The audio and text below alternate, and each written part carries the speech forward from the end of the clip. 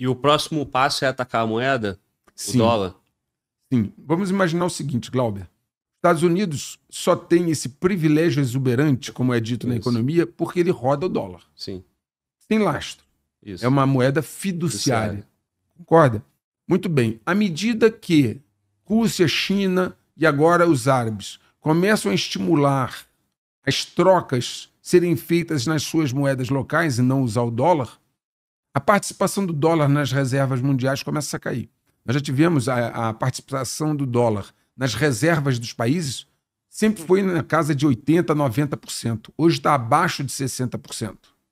Ora, se o dólar perder o seu maior ativo, que é a confiança, e deixar de ser a moeda de referência, como os Estados Unidos vai rolar a sua dívida?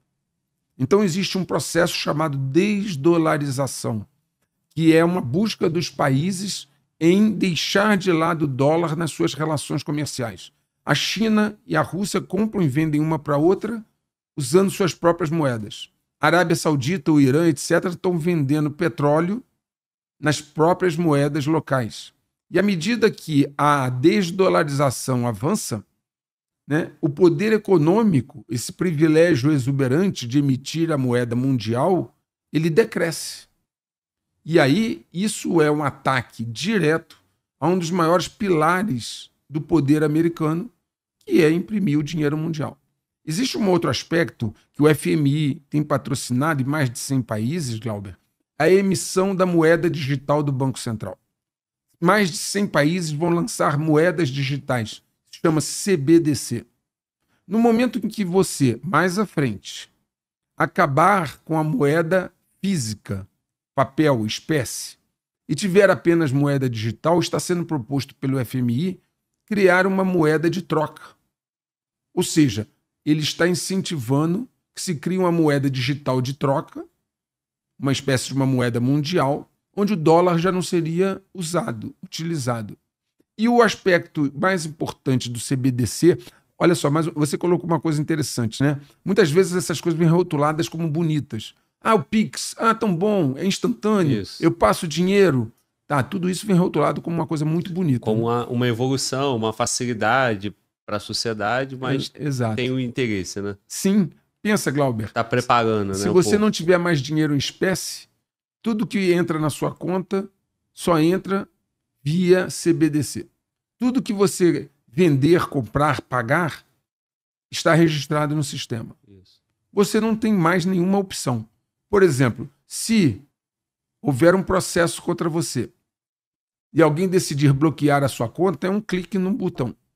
E aí sua conta está bloqueada. Você não recebe e não paga. Você não tem dinheiro em espécie, como é que você vive? Então há uma concentração do poder total. O CBDC parece algo muito bom. De fato, tem muitas vantagens. Mas ele tem um viés de controle absurdo. Eu vou saber se você gastar 1 centavo. Quando você for na padaria, o sistema vai saber, porque você só pode pagar via digital. Tudo que você fizer vai ser com o seu dedinho, reconhecimento facial. Tudo isso é mais controle. Mais controle. Então, basicamente, você não tem nenhuma chance de contestar nada. Porque no dia que você contestar, sua conta é bloqueada. Inclusive, mais, pode-se definir qual vai ser o seu perfil de consumo. Por exemplo, o Glauber pode usar o seu dinheiro para gastar no Brasil, não pode gastar no estrangeiro. Não, o Glauber pode gastar no Distrito Federal, não pode gastar fora do Distrito Federal. Qualquer coisa. Ou para gastar em algum outro estado ou país, você precisa fazer tal coisa que o governo imponha. Exatamente. Tem uma autorização, né? E aí, se nós nos remetermos a esse conceito, na China já existe um sistema de crédito social. Sim. Né? Se você se comportar bem, bacana, você ganha os pontinhos. Se você se comportar mal, o score baixa. E aí começa a te limitar. Você não tem mais direito à escola gratuita, não tem direito à saúde gratuita, não tem direito a viajar. E com o CBDC você não tem direito a gastar. Ou seja, por exemplo, nós, assim, fazendo uma projeção, nós poderíamos definir, por exemplo, que como o Glauber não está se comportando bem, ele só pode gastar o dinheiro dele no supermercado, na padaria. Não tem mais diversão. Acabou. Quando você passar o seu cartãozinho, ou o que quer que seja, no cinema, vai dizer recusado. Ou seja, você está na mão do Estado. Então, essa ideia de CBDC que vem embalado, né? Pagamento instantâneo, agilidade, modernidade, induz a um conceito altamente restritivo e limitativo de liberdade. Se o Glauber falar alguma coisa que eu não gostei no canal dele, no podcast dele, corto-lhe o dinheiro.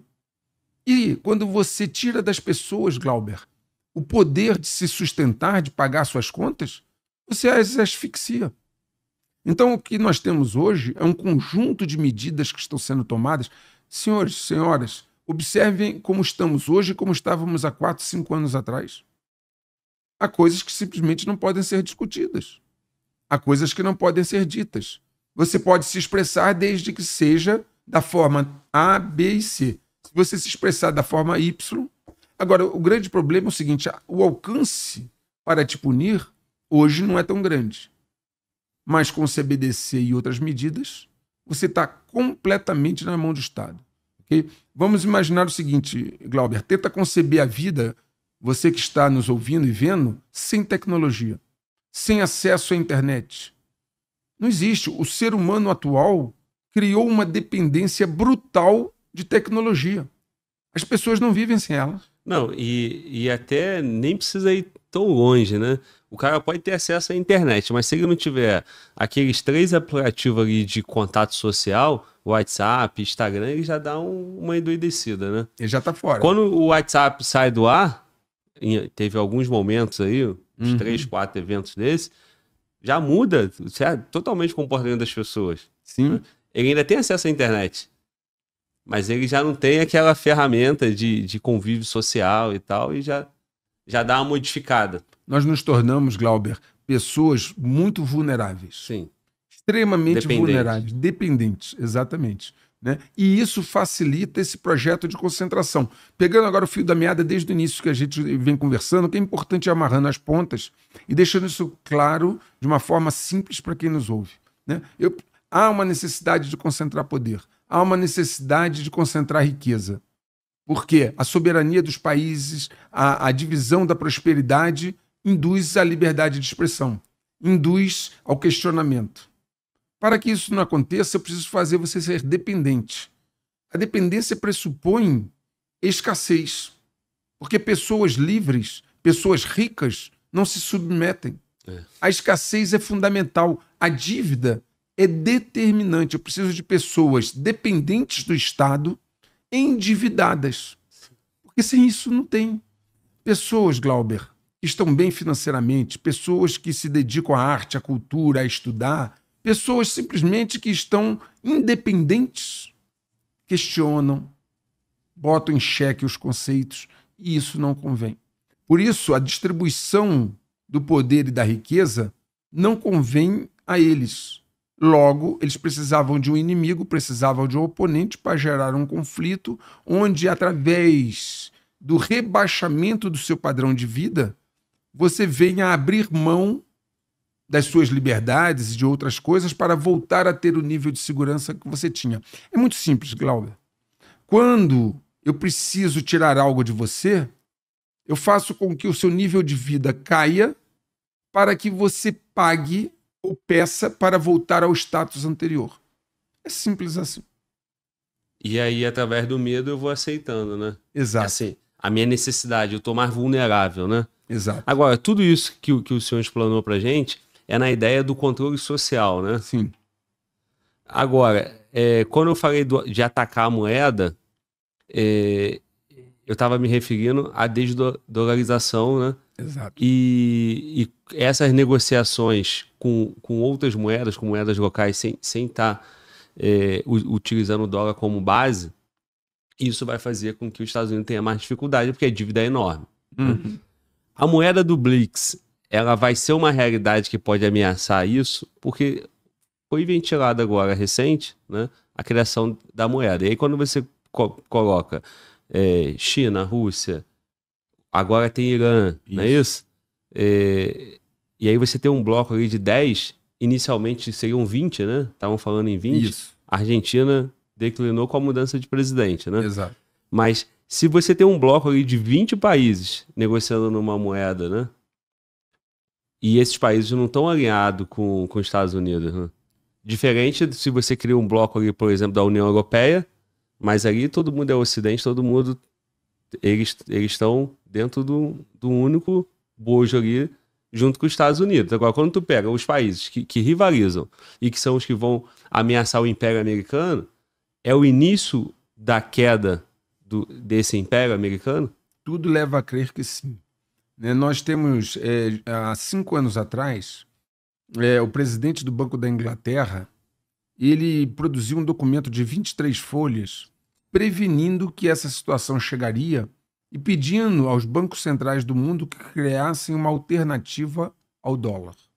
Se você olhar o posicionamento do Macron, quando ele começa a falar de Europa, que a Europa precisa ter uma independência estratégica, também porque ele está preocupado do atrelamento da Europa aos Estados Unidos. O Reino Unido já tem uma posição diferente. No momento que há a desdolarização e poderá ocorrer uma queda da moeda do dólar, não há dúvida nenhuma que isso vai causar um baque no Ocidente muito forte.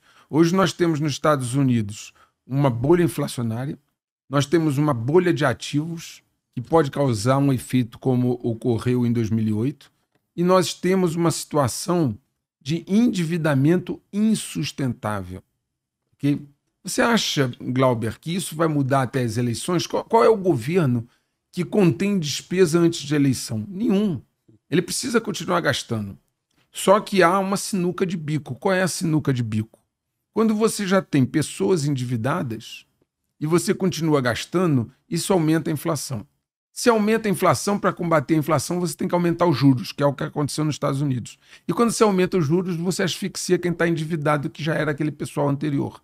Então há uma sinuca de bico que o Federal Reserve está tentando resolver, mas que ela é praticamente insolúvel. Aí as pessoas podem se perguntar, o que eu tenho a ver com isso? Um debacle, uma queda nos Estados Unidos e na Europa. Lembre-se que a gente sempre falou de bancos suíços, e o Credit Suisse quebrou, certo? Um dos maiores bancos da Suíça. Então, quando a gente fala disso, nós estamos falando de um impacto direto no Brasil. Um impacto direto na nossa economia. Por quê? Porque a Europa e os Estados Unidos são grandes compradores do Brasil. Então, muitas vezes, volto a dizer aquilo que eu comentei, não se percebe como a geopolítica é capaz de afetar o seu dia a dia, afetar a sua vida. E esses sinais estão aí para todos verem. Por exemplo, nós tivemos agora essa questão do Rio Grande do Sul. O Rio Grande do Sul foi bastante destruído. Ora, há uma tendência natural e é psicológico que nós acreditemos, Glauber, na permanência e na segurança das coisas. Só que se você olhar eventos como o furacão Katrina, se você olhar como o que está acontecendo no Rio Grande do Sul, você vai ver que nós estamos despreparados para situações de emergência. E essas situações de emergência não são só climáticas, elas podem ser de cunho financeiro também. Vou dar um exemplo. Imagina um leilão do Tesouro Nacional onde o Brasil vende seus títulos para financiar a dívida e nenhum investidor aparecesse. Nós entraríamos naturalmente em moratório. Sim. Então, existem uma série de eventos de geopolítica e principalmente relacionados a esses conflitos que podem impactar seriamente o Brasil e a economia brasileira, principalmente no momento em que o Estado brasileiro está extremamente gastador e sem controle desses gastos, né? Já consumindo os superávites que ocorreram antes. E aí, nesse ponto, a dívida é o principal inimigo ali, né? Sim. Por exemplo, tem vídeo seu que você fala que a dívida dos Estados Unidos é impagável. É verdade. Né? E a dívida brasileira também só aumenta. Ela aumenta. Inclusive, parece que na questão do superávit, né? No caso do déficit, ele é maior do que o período da pandemia, é isso? No Brasil ou nos Estados Unidos? No Brasil. No Brasil, sim. Está se aproximando de ser bem maior do que na época da pandemia. Pois é. E aí agora nós tivemos esse problema no Rio Grande do Sul, que vai deixar um grande prejuízo para reconstruir tudo aquilo ali, né? Levando em consideração que nós estamos no Brasil, né? O gasto vai ser muito maior, né? Muito, porque a 3 dívida, vezes. Exatamente. É um para um, outro para o outro, e o que vai para a obra é a terceira parte. Exato. E ainda vai mal feito para ter que refazer depois, né? E gastar mais 3 vezes. É exatamente assim que vai funcionar, né? Infelizmente, né? É.